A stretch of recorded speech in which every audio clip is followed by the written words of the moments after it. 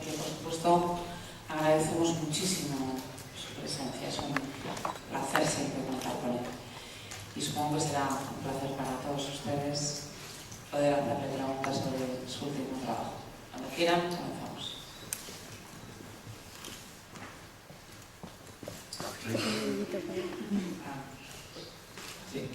Hi, Australia. It's a pleasure to be here.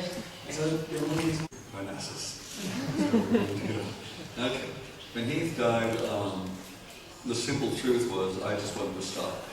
I couldn't see how to finish the film. I didn't even want to finish the film. He was a very close friend. And when you're in that situation, you kind of want to give up. But I was luckily surrounded by people who don't listen to me, who pay no attention to what I'm thinking. And one was my daughter, who was one of the producers, Nicola Peccarini, the cinematographer. And they basically just kept kicking me until I agreed that we would continue. It was a very strange time because we had just signed off on all the financial side of the movie, and so there was this sense that the money people were going to just go away because it doesn't happen. The star dies in the middle of the movie, and the movie's finished. It's the way it normally works. And without having a plan, I called Johnny Depp, who is a very good friend of mine and a very good friend of Heath's, to say, this is horrible. And he says, well, whatever you want from me, I will be there. I will do it. And that was an important moment because it gave the financial people some confidence that there was the possibility that we could actually finish the movie. And people were saying, oh, you have to get another actor to replace Heath. And I said, that's impossible. I'm not going to do that.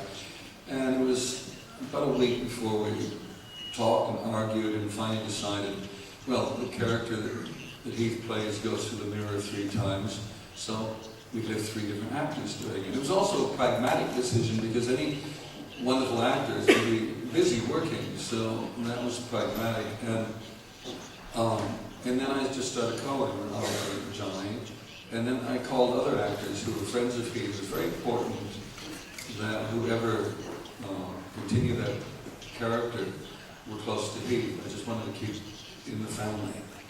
And Jude was available, and Colin was available, and that was as simple as that. Now we had Johnny, Colin, and Jude. Now, what do you do with it? This was the next problem. So I didn't. Basically, the main thing we did was in the first time the drunk goes through the mirror, his face changes. So I thought, okay, now the principle is established that your face could change. And already in the script it said that if you go in with another person, their imagination may be stronger than yours. So, okay. And that's basically what worked. What I didn't know is whether it would work, because we just had to shoot. We had to keep moving, and we couldn't just stop. It was very difficult to get the 3 guys there when we needed them, so our schedule was constantly changing to try to fit in with their schedules. I gave them all a DVD with some of the scenes that Heath had done, so they were familiar with what he was doing, but there was no time for rehearsal. They had to come and just do it. And that's why it was important that they were friends of Heath, because they knew him. Colin at one point said, when he was shooting, it was as if Heath's spirit was entering him. He was channeling Heath. So that was why it was very important. They knew who Heath was, and Heath's spirit was an incredibly powerful presence when we were shooting. It was like Johnny. We had Johnny for 1 day and 3.5 hours. That's all we had. And you look at that performance, incredible. He just arrived, he was prepared, bang! And I look at the movie now and I can't believe that's all the time we had with him, because it's so confident, it's so brilliant. And it was about organizing also which actor first. And I thought Johnny was the right one, because he would, if the audience accepted him taking over the part, then they would go with the rest of the movie. And that worked. And strangely enough, Jude, I had been talking to Jude about doing the part of Tony before Heath was involved. And Jude was involved in another movie. And we had made this book to present to the Hollywood financiers trying to raise the money. This beautiful book of my storyboards and paintings of what the film was. And the painting of the sequence in the ladders, we had put Jude's face on the character. And he ended up being the guy on the ladders. That's what's extraordinary. And then Colin, I think Colin in some ways had the most difficult part because he has to take us through the whole end of the piece. And it was very difficult. These guys were amazingly brave because we didn't have time to rehearse. They just had to jump in and do it. And the fact that it works is some miracle. It's extraordinary. It shouldn't have worked, and it works brilliantly. And some people say they assume the film was designed like that. No, it wasn't. And that's the film that exists now, and I think it's wonderful. I think it's a great testament to how much love Heath generated. People loved him, and all these guys came in, and they worked for nothing. The money that they got paid, it was basically they came in and said, Heath had only done half the job, and so the financial people only wanted to pay half of what Heath was supposed to be paid. Johnny Collins said, no, we will work for the money that Heath was going to be paid, and that money will go to his daughter. This does not happen in the motion picture business ever. And that's why I keep saying the film is an act of love. It's an extraordinary thing, and the fact that it works is one just unbelievable miracle. Sí. Buenas tardes, señor William. Es un placer hablar con usted. Tenía dos preguntas para usted. La primera es, una vez más vemos que sus héroes son vagabundos o gente sin hogar. Quería saber si siente usted afecto por este tipo de personas, si siente identificada por alguna razón. Y la segunda pregunta es si sueña usted mucho. I'll do the last one. I don't dream that much. That's interesting. I mean, if I do, I don't remember them. I think my life is kind of a waking dream. I mean, I think it's more important to try to dream about the reality when you're awake and try to reinvent it all the time. So that's kind of what I do. Homeless people.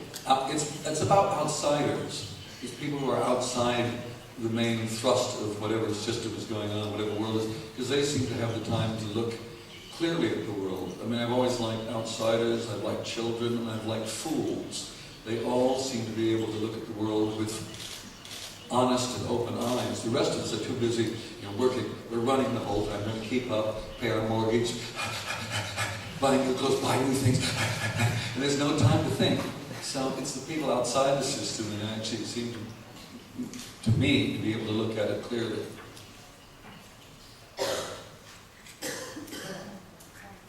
Homeless, they should get mortgages. And they should get jobs like the rest of us that work 24 hours a day, striving, buying. The homeless, in many ways, but we did Fisher King. We tried to hire a lot of homeless people because it was very much what the movie was about. And they were much more independent than we wanted them to be. We'd pay them money, we'd be planning to shoot a scene, and in the middle of the night they'd all just leave. Okay, they took the money and they went, good for them. So I don't hire homeless people, thank you very much. I respect and admire them, but I don't work with them. Señor William, dos preguntas y una reflexión. Primero, ¿qué queda? Porque al ver esta película no existe humor, puede existir una cierta gracia, pero no el humor que tenía Monty Python, que no sé muy bien cómo es mucho. ¿Qué queda entonces de aquel grupo que parece que se han ido ustedes por muy diferentes caminos?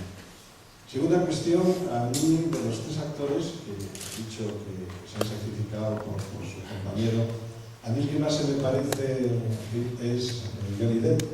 ¿Por qué en la última escena, en las últimas escenas, cuando se ahorca Colin Farrell, por qué no cambió el personaje de Colin Farrell haciendo de Johnny Depp y de Johnny Depp haciendo de Colin Farrell? Porque me parece que es más parecido al real, o sea, Heath. Y luego ya la reflexión, me ha parecido muy bonito esa firma de la película, que no la firma en primer lugar usted, sino que la firma Heath y unos años. Para que luego digan que los artistas tienen ego. Gracias.